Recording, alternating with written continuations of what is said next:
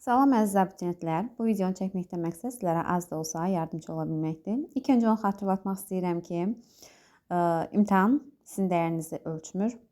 Sadəcə bu zamana qədər olan hazırlığınızın, göstərdiyiniz səbrin, iradənin, dözümün nəticəsidir. Və inanıram ki, hər biriniz bacardığınızın ən yaxşısını edəcəksiniz. Bu yolda Allah hər zaman yardımcınız olsun, şansınız bol olsun. Və qısa olaraq, çox qısa bir video olacaq bu.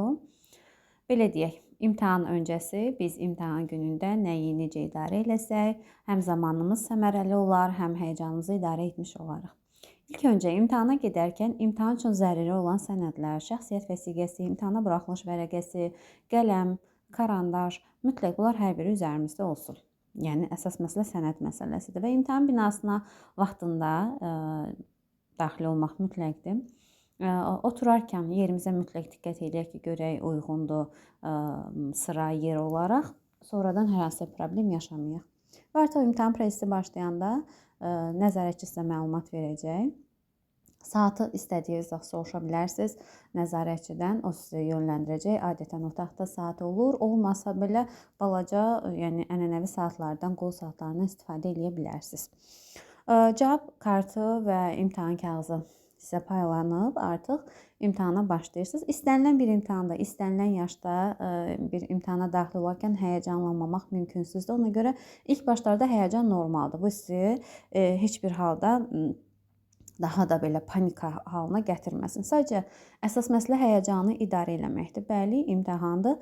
Mən bunun üçün müəyyən bir əmək sərf eləmişəm və bugün həmin o əməyin müəyyən dərəcədə belə deyək ki, tətbiq eləyib nəticəsini göstərəcəm. Burada ekstra xüsusi bir məqam yoxdur. Buna görə özümüzü sakitləşdiririk. İlk başda açıq belə deyək ki, fənlərlə tanış oluruq. Azərbaycan dili, riyaziyyat, ingilis dili, hər biri ilə tanış oluruq və başlayırıq prosesə. Mən tövsiyələrim təbii ki, Azərbaycan dili yönümlü olacaq, amma ümumi imtahan prosesində də nəyi necə eləsək bizə yardımcı olar, bu yönümdən də yanaşacağam. Cavab kartını ilk öncə onu qeyd edeyim ki, cavab kartında işləmə qaydası üzərində qeyd olunur ki, əsas dairə tam şəkildə işarələnməlidir, kənara çıxmayın, üzərində əlavə qeydlər eləməyin, bunlara mütləq diqqət edin. Cavab kartı köçürmək üçün xüsusi bir zaman ayırmalısınız. Çünki önəmli olan o cavab kartıdır.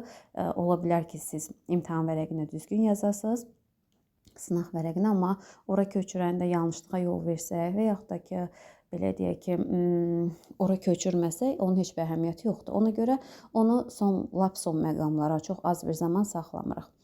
Açırıq Azərbaycan dili. İstənilən bir fəndə şərt çox önəmlidir. Şərt mən hər zaman deyirəm ki, bizim işığımızdır. Ona görə biz nə etməliyik? Şərti mütləq və mütləq diqqətlə oxuyuruq. Şərtdə bizə lazım olan məqamları işarələyirik. Uyğundur, uyğunsuzdur, doğrudur, yanlışdır və s. Bu məqamlar bəzən qara hərflə qeyd olunur, amma mütləq ki, bunu bir dənə də qələmlə dairə alırıq ki, bizim diqqətimizdə qalsın. Və qrammatika tapşırıqlarını mətni düzgün, belə deyək ki, şərti düzgün oxuyub anladıqsa, qrammatikanın da bütün bildiyimiz qaydaları tətbiq edib tapmamamız mümkünsüzdür. Və ikinci bir məsələ, şərti tam şəkildə oxuyub anladıqdan sonra bəzən olur ki, çox sadə bir şey soruşulur bizdən, amma dolayı yolla soruşulur və bu da uşaqda əlavə həyəcan və ya bilmədim deyə bir düşüncə yaradır, amma belə bir şey yoxdur. Bilirsiniz, tətbiq eləyəsiniz. Şərti anladıq, keçirik variantlara. Heç bir zaman 1A, B, B-də cavabı tapdım, həmən keçirəm növbəti testə. Bunu eləmək olmaz. Bütün variantları sona qədər oxuyuruq. Yanlış bildiyimizdən həmən üstündən xətt çəkirik. Üzərində düşündüyümüzü sual işarəsi qoyuruq ki, buna qaydacağıq. A, B, C, C-də cavabı tapmışıq, bəli. Amma D yeni də oxuyub, mütləq əmin olduqdan sonra qayıdıb C variantını işarələyin. Çünki bəzən olur ki, biz diqqətsizliyə yol verə bilərik və artıq C-də cavab tapmışıq. Amma gəlirik Y variantına çıxırıq. Baxıram ki, A, burada da mənə cavab ola biləcək bir məsələ var. Onda C ilə Y-ni biz müqayisə eləyirik və bir daha qaydırıq şərtə. Necə ki, dedik, şərt bizim işığımızdır. Çünki işıqda hər şeyi necə aydın görə biliriksə, şərti də tam anlasaq, bizim belə deyək ki, test bizim üçün daha rahat olacaq. Və biz bütün variantları sona qədər oxumaqla burada eləyəcəyimiz diqqətsizlikdən özümüzü yayındıra bilərik. Qrammatika tapşırıqlarında dediyim kimi cədvəl Euler-Venn diaqramı ola bilər. Euler-Venn diaqramında mütləq diaqramın bir tərəfinə aid olan mütləq baxırıq. Burada doğrudur, amma mütləq baxırıq ki, digər tərəfə də aiddirmi? Əgər digər tərəfə də aidsə, mütləq bu diaqramın ortasında olmalıdır. Bunu unutmayın. Bu həm mətn üçün, həm qrammatika üçün keçərli bir qaydadır. Doğrudur, yanlışdır cədvəlində. Daha yaxşı olar ki, doğrunun altında, əgər bizdən şərt burada çox önəmlidir. Ona görə başda əgər yazılıbsa uyğunluğu dairəyə alıb üzərində bir dənə düzgün yazırıq ki, beynimizə düzgün siqnal gedir ki, biz düzgün cavablar axtarırıq. Yəni doğruya doğru, yanlışa da yanlış cavab axtaracağıq. Uyğunsuzluq deyirsə, yenə uyğunsuzluğu dairəyə alırıq. Bu zaman düşünürük ki, biz doğruya yanlış, yanlışa isə doğru götürəcəyik. Ona görə daha yaxşı olar ki, bu tipli cədvəllərdə doğrunu qeyd eləyəndə doğrunun altında, məsələn, oxuduq birinci variant, birincidə verilən fikirlər. Doğrudur, qarşısına yazırıq D. Yanlışdırsa Y yazırıq. Yenə yanlışı da oxuyanda baxırıq. Doğrudursa doğru, yanlışdırsa yanlış və sonda şərtə bir daha qayıdıb uyğunluğu istəyirsə D-ya, doğruya D-ları, yanlışa da Y-ları götürürük. Uyğunsuzluqsa əksinə. Bu zaman heç bir halda problem olmayacaq. Çünki bu tipli testlər bəzən yorucu gəlir uşaqlara və qarışdırma ehtimalı çox olur. Bu yolla bunun öhdəsindən gələ bilərsiniz. Daha sonra DİM bizim üçün təqdim eləmişdi. Tövsiyə xarakterli. Ondan da yararlanmışam. Mən bu, belə deyək də, punktları qeyd eləyərkən kanalımda da qeyd eləmişəm. Demək olar ki, hər yerdə də paylaşıldı. Bundan da yararlana bilərsiniz. Gəlirik mətn tapşırıqlarına. Mətn tapşırıqlarına başlamadan öncə çox yaxşı olar ki, biz mətni oxumadan öncə mətnin sualları ilə tanış olaq. Çünki bu zaman biz mətni oxuyanda nəyə diqqət eləyəcəyimizi bir daha öz nəzərimizə çatdıra biləcəyik ki, deyək ki, hər hansısa bir abzasda, 4-cü abzasda bizdən nə istəyir? Uyğunsuz olan cümlə istəyir. Ona görə bu 4-cü abzasda biz mütləq oxuyarkən, mətni oxuyarkən daha diqqət eləməliyik. Suallarla tanış olmaq mətni cavablar tapmaqda bizə kömək olacaq. Daha sonra gəlib mətni oxuyuruq. Mətni oxuyarkən mütləq ki, üzərində rəqəm yazılan, altından xətt çəkilən, rum rəqəmi ilə qeyd olunan şərtə diqqət eləyirik yenə də. Şərtdə bizdən nə deyir? Rum rəqəmi ilə qarşısına rum rəqəmi qeyd olunmuş və yaxud da ki, qarşısında ərəb rəqəmi, ərəb rəqəmləri bizim adi riyaziyyatda keçdiyimiz rəqəmlərdir. Və yaxud da ki, abzas istəyir, yoxsa hissəsi, mətnin tərkib hissəsi istəyir. Buna diqqət eləyin şərtdə. Abzas istəyirsə, biz orada tərkib hissəsi yazsaq, bunu bizə yanlış götürəcəkdir. Bunlara yenə diqqət edirik. Oxuyarkən uyğunsuz olan bir cümlə, söz qarşımıza çıxsa, ona sual işarəsi qoyuruq ki, ola bilər ki, suallarda qarşımıza çıxsın və yenə şərtləri düzgün dəyərləndirərək,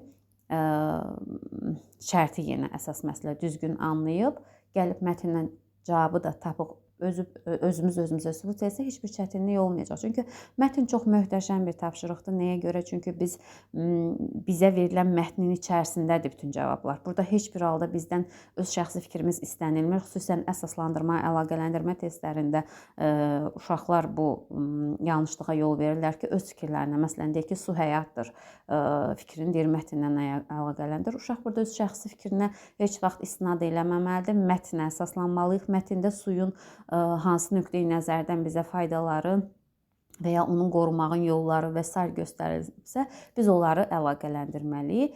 Bizim şəxsi fikrimizi qeyd eləsək, bu yanlış olacaq. Ona görə şərtdə də qeyd olunur ki, mətnlə əlaqələndirərək və yaxud da ki, mətnə əsasən filan cümləni əlaqələndirin və s. Buna diqqət edirik.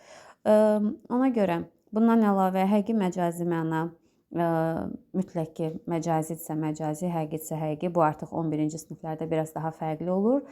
Belə deyək ki, funksiya olaraq qeyd olunur ki, informativ, poetik və terminoloji. Mütləq ki, bunlarla da tanış olun. Daha sonra üslub sualları ola bilər. Üslub suallarında bütün üslublar üçün ortaq xüsusiyyətlər var. Yenə kanalımda qeyd olunub. Hər yerdən də tapa bilərsiniz. Bütün üslubların ortaq xüsusiyyətlərini əzbər bilməliyik.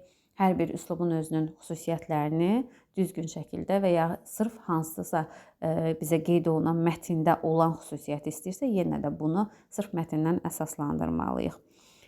Müddəa da daha ümumi olur. Fakt mütləq mətndən seçilməlidir. Səbəb nəticə sualı olanda nəticə verilir, bizdən səbəb istənilirsə, bir şeyin səbəbini axtaranda biz nə sualı veririk? Niyə, nə səbəbə? Və o hadisəni yerinə yazanda mütləq baxırıq ki, bu hadisənin səbəbi həqiqətən bu idimi və yaxud nəticəni də qeyd eləyəndə bu məqamlara mütləq diqqət eləməliyik ki, sonradan belə deyək də bir çətinlik və problem yaşamayaq. Düşünürəm ki, az da olsa kiməsə faydalı olacaq. Yəni bir nəfər üçün belə faydalı olsa, imtahanda onu daha irəliyə aparacaq bir fikri buradan götürə bilsəm, nə xoş mənə. Hər birinizə uğurlar arzulayıram və əsas məsələ cavab kartına biz mütləq vaxtında qeyd eləməliyik. Yəni ehtiyac duyduqca nəzarətçidən saatı soruşa bilərsiniz. Bunun üçün özünüz üçün xüsusi zaman ayırın ki, mən bir 20 dəqiqə, 25 dəqiqə mən cavab kartını köçürmək üçün vaxt saxlamalıyam. Ona görə əmin olduqdan sonra cavab kartına köçürün. Qaralamaq, 2 variant yazmaq avtomatik səhvdir. Açıq sualları oxunaqlı şəkildə yazın. Oxuna bilməyən cavaba bal verilməyəcək. Buna da mütləq diqqət eləyirik.